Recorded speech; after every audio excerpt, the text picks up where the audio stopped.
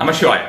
இந்த எதிரிகள் எதிர்ப்புகள் ரீதியாக அடிக்கடி இப்ப பாத்தீங்கன்னா தொடர்ந்து ஒரு வாரம் 10 நாள் காலமாக நிறைய ஸ்பெல்ஸ் ஒரு 3-4 இல்ல 5 நினைக்கிறேன் நிறைய விஷயங்கள் ரெமெடிஸ் அதை பத்தின ஒரு எதிர்ப்புகள் பத்தியும் எதிரிகள் பத்தியும் சொல்லியாச்சு. இப்பவும் அதே மாதிரியான ஒரு விஷயம் தான். காரணம் எதற்காக இது அதிகமா இருக்குன்னு பார்த்தோம்னா, இப்ப இருக்கக்கூடிய சூழ்நிலையில நிறைய பேர் இப்ப கன்சல்டேஷன்ல இருக்கிறவங்க நிறைய இந்த மாதிரி பாதிக்கப்பட்டவர்கள் அதிகமாக திடீர்னு ஒரு சாரர் ஒரு கும்பலா வருவாங்கல்ல, அந்த மாதிரியான கும்பலா பார்த்தோம்னா எல்லாருமே இந்த மாதிரியான பிரச்சனைகளை மாட்டிட்டு இருக்கிறவங்க, நிறைய பிரச்சனைகளை மாட்டிட்டு இருக்கிறவர்களாக நபர்களாக வரும்போது அது ஒரு மனம் ஒரு கஷ்டப்படுறது. சரி, அந்த மாதிரியான ஒரு விஷயங்களுக்கு அது மாதிரி கொடுக்கணுமா, இது எவ்வளவுக்கு எவ்வளவு குறையட்டும் அப்படின்ற மாதிரியான விஷயமாக கொடுத்து வருகிறோம். இப்போ இருக்கக்கூடிய ஒரு விஷயத்தை பார்க்கணும்னா, இது இப்ப இருக்கக்கூடிய இந்த வியாதியை கூட நீங்க யூஸ் பண்ணலாம், நிறைய விஷயங்களுக்கு யூஸ் பண்ணலாம். எதிர்ப்புகள் அப்படின்ற மாதிரியான விஷயத்தை நான் ஏற்கனவே சொல்லியிருக்கிற மாதிரி ஒரு முக்கியமான ஒரு விஷயமாக பார்த்துக் கொள்ளுங்கள். எதிர்ப்புகள் அப்படிங்கிறது முதலே நமக்குள்ளே இருக்கக்கூடிய எதிர்ப்புகள் அப்படிங்கிற மாதிரியான விஷயமாக பார்க்கணும். நமக்குள்ளே இருக்கக்கூடிய எதிர்ப்புகள் அப்படின்றது மெயினா ஃபர்ஸ்ட் விஷயம் அப்படின்னு பார்த்தோம்னா, ஒரு ஈகோயிஸ்டிக் நேச்சர் அப்படின்ற மாதிரியான விஷயம், ஒரு நான் என்ற அகந்தை. அது எல்லாராலையும் எல்லா நேரத்திலுமே ஃபுல்லாக அகற்றிவிட முடியாது. ஆனா அதற்குண்டான முயற்சிகளை நம்ம கண்டிப்பான முறையில் செய்ய வேண்டும். இதுதான் எல்லா மகரிஷிகளும் மகான்களும் சொல்லி வந்திருக்கிறார்கள். கடவுள் தன்மையை அடைவதற்கும் இதுதான் ஒரு முக்கிய ஒரு ஃபர்ஸ்ட் ஸ்டெப்பும், இதுதான் லாஸ்ட் ஸ்டெப்பும் இதேதான். சோ அப்ப இந்த ஒரு விஷயத்திற்கு முயற்சி செய்ய வேண்டும். அப்ப அந்த ஒரு எதிர்ப்புகள் அப்படின்ற மாதிரி, அதுக்கப்புறம் வேண்டாத பழக்க வழக்கங்கள் ஒரு சில விஷயங்கள் நமக்கு இருக்கும். ஒரு சில விஷயங்கள் பார்த்தோம்னா நமக்கே தெரிஞ்சிருக்கும். சரி, நம்ம இந்த மாதிரியான டைம்ல நம்ம கோவப்படக்கூடாது, இருந்தாலும் நம்ம கோவப்பட்டோம், அப்புறம் கோவப்பட்டு அவங்களே போய் நம்ம கன்சோல் பண்றதுல எந்த ஒரு பிரயோஜனமும் கிடையாது. அது ஒரு தடவை 2 தடவை பரவாயில்ல, எப்பவுமே அப்படிதான் பண்ணுவேன் நான், திடீர்னு கோவப்படுவேன், அதுக்கப்புறம் அப்படியே சரியாயிடுவேன் அப்படிம்பாங்க. ஏதோ ஒரு பெருமை மாதிரி. அப்ப அதெல்லாம் ஒரு பெருமையும் கிடையாது. இந்த மாதிரியான விஷயங்கள் உங்களுக்கு தேவையில்லாத விஷயங்களாக தான் அந்த மாதிரியான நபர்களுக்கு இருக்கும். அப்ப அந்த மாதிரியான ஒரு விஷயமாகட்டும், அல்லது வேண்டாத உணவு வகைகள் எடுத்துக்கொள்வது, அல்லது வேண்டாத டாக்ஸின்ஸ் எடுத்துக்கிறது அப்படின்ற மாதிரியான ஒரு நபர்கள் எல்லாமே அவங்களுக்குள்ள இருக்கக்கூடிய வேண்டாத தன்மைகளை உணர்ந்தவர்கள் அவர்களுக்காக யூஸ் பண்ணிக்கலாம். இது இந்த ஒரு விஷயத்தை நீங்க யூஸ் பண்றது பாத்தீங்கன்னா, எல்லா விஷயத்துக்கு நீங்க வெளியில யூஸ் பண்ண போறீங்களா, உள்ள யூஸ் பண்ண போறீங்களாங்கிறத பாத்துக்கோங்க. இல்ல நான் உள்ள யூஸ் பண்றேன், வெளியில யூஸ் பண்றேன்னா தனித்தனியான முறையில யூஸ் பண்ணுங்க. ஒரே டைம்ல இது ரெண்டும் செய்யாதீர்கள்.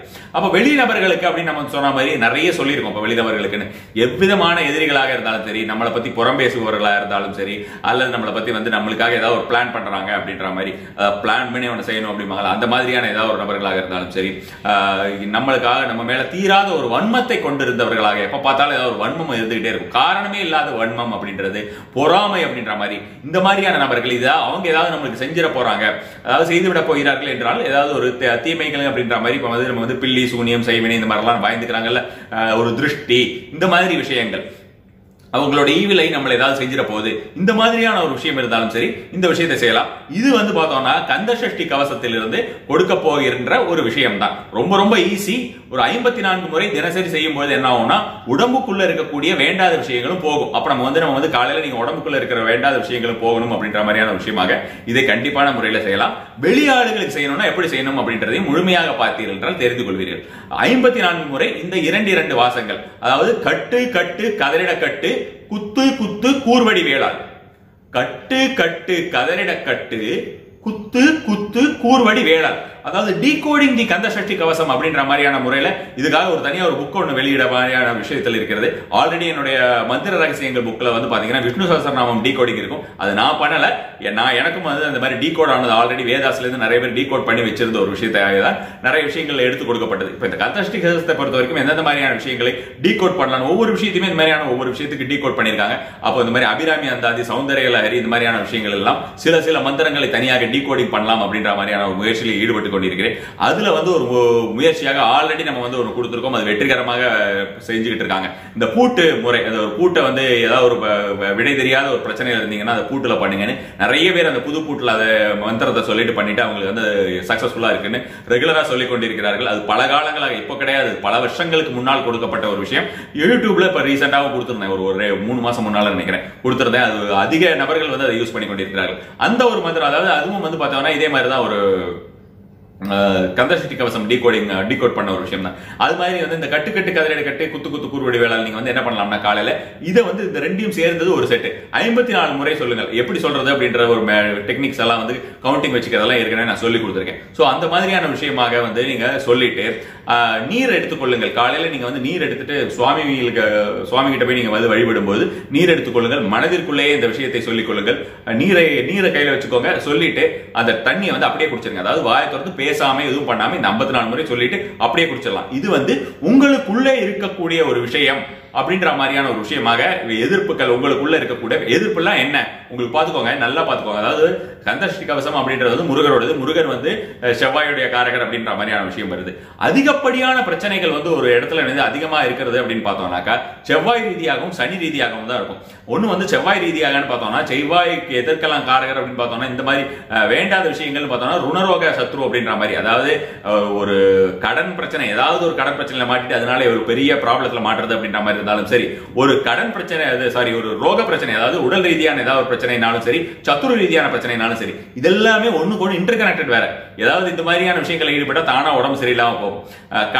கடன் பட்டோம்னா தானா வந்து நமக்கு வந்து எதிரிகள் தொல்லைங்கிறது வந்து வந்துடும். அவங்க வந்து திரும்பி நம்ம கிட்ட வந்து கேட்கறது அப்படின்றதோ இல்ல நம்ம ஒருத்தர் கடன் கொடுத்துட்டு அவங்கள வந்து நம்ம போய் கேட்டா நம்ம எதிரியாகிறதுங்கிறதோ இந்த மாதிரியான விஷயங்கள். அப்ப வந்து ஒரு செவ்வாயுடைய விஷயம் அப்படின்னு பார்க்கும்போது பொதுவா செவ்வாய் வந்து ஒரு இம்பேலன்ஸ்டா உங்களுடைய ஜாதகத்தில் இருக்கு, யாராவது உங்களுக்கு செவ்வாய் தோஷம் இருக்குன்னு சொன்னாலும் இந்த விஷயத்தை செய்து இந்த நீரை கொடுத்து கொண்டிருக்கலாம். இது எவ்வளவு நாள் செய்யணும்னு கணக்கெல்லாம் கிடையாது, காலம் ஃபுல்லா செய்யணும். காலம் ஃபுல்லா செய்யும் போது உங்களுக்கு எப்பொழுதுமே இந்த ருணரோக சத்ரு அப்படின்ற மாதிரியான ஒரு விஷயம் வந்து இம்பேலன்ஸ் ஆகாம அதனால உங்களுக்கு வந்து எதுவும் கெடுதிகள் வராமல் தொடர்ந்து நல்ல விஷயங்கள் நடந்து கொண்டிருக்கும். ருணரோக சத்ரு அப்படின்னும் போது உங்களுக்கு வந்து எந்தவித வியாதிகள் வந்தாலும் அது கண்டிப்பான முறையில் அழிந்து போய்விடும் அப்படின்ற மாதிரியான விஷயத்தை நீங்கள் வந்து தெரிந்து கொள்ள வேண்டும். அடுத்ததாக வெளியில இருக்கக்கூடிய ஒரு நபர்கள் அப்படின்ற மாதிரி ஏதாவது ஒரு விஷயம்னா நீங்க வீட்டுக்கு வெளியில வந்து நின்றுங்க, 54 தடவை மனதிற்குள்ளேயே ஜெபியுங்கள். கொஞ்சம் வந்து விபூதி எடுத்துக்கோங்க. இந்த விபூதி எடுக்கிறது வந்து என்ன எப்படி எடுத்துக்க போறீங்கன்னா நல்லா பாத்துக்கோங்க.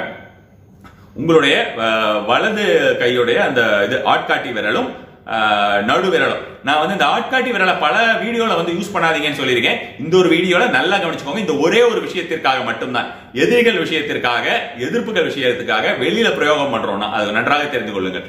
அதை வந்து நீங்க வந்து வேற விஷயங்களுக்கு மாத்தி பண்ணிடாதீங்க. மற்ற விஷயங்களுக்கு இது யூஸ் பண்ணாம இருக்கிறது நல்லது. ஆட்காட்டி விரலும் சரி, நடு விரலும் தம்பு, இது மூணும் சேர்ந்தா மாதிரி ஒரு விபூதி எடுத்துக்கோங்க. இந்த விபூதியை கையில வச்சுக்கோங்க. இந்த மாதிரியான ஒரு முறையில விபூதி கையில வச்சுக்கலாம். ஒரு முத்ரா மாதிரி இருக்கும்னு வைங்களேன். கையில வச்சுட்டு 54 முறை சொல்லிட்டு காற்றில் இதை ஊதி விட்டுருங்க. அவங்களோட திசை உங்களுக்கு தெரியணும், திசையில தான் ஊதணும் அப்படின்றதுல, திசையில ஊதும் போது எஃபெக்டிவ்னஸ் வந்து ரொம்ப ஃபாஸ்டா இருக்கும். அப்படி இல்லாத பட்சத்துல பண்ணலாம். இது வந்து ரொம்ப ரொம்ப ஒரு முக்கியமான மந்திரம். இந்த மந்திரத்தை வந்து நீங்களா யாரையாவது ஒருத்தரை வந்து கற்பனையா எதிரியா நினைச்சுக்கிட்டீங்கன்னு வைங்க, அவங்க நார்மலா தான் இருக்காங்க. நீங்களா யாரையா ஒருத்தரை கற்பனையா நினைச்சுக்கிட்டு இந்த மாதிரியான ஒரு விஷயமாக அவர்கள் வந்து அவங்களுக்கு வந்து இந்த மாதிரியான எதிரிகள் அழிய வேண்டும்னோ ஒழிய வேண்டும்னோ அவங்களுக்கு வந்து அவங்க வந்து நம்மளை ஹார்ம் பண்ணக்கூடாது, ஏதாவது ஒரு விஷயம் தேவையில்லாத ஒரு விஷயத்தை நினைத்து நீங்க இந்த மாதிரி பண்ணும்போது என்ன ஆகும்னா கண்டிப்பான முறையிலே அதற்குண்டான கெடுபலங்கள் உங்களை வந்து சேரும். அதனால நல்லா என்ஷூர் பண்ணிக்கோங்க. 100% உங்களுக்கு ஏதாவது எதிர்ப்புகளோ எதிரிகளோ இருக்கிறார்கள் அப்படின்னா அவர்களிடம் மட்டுமே இந்த ஒரு விஷயத்தை பிரயோகம் பண்ணுங்கள்.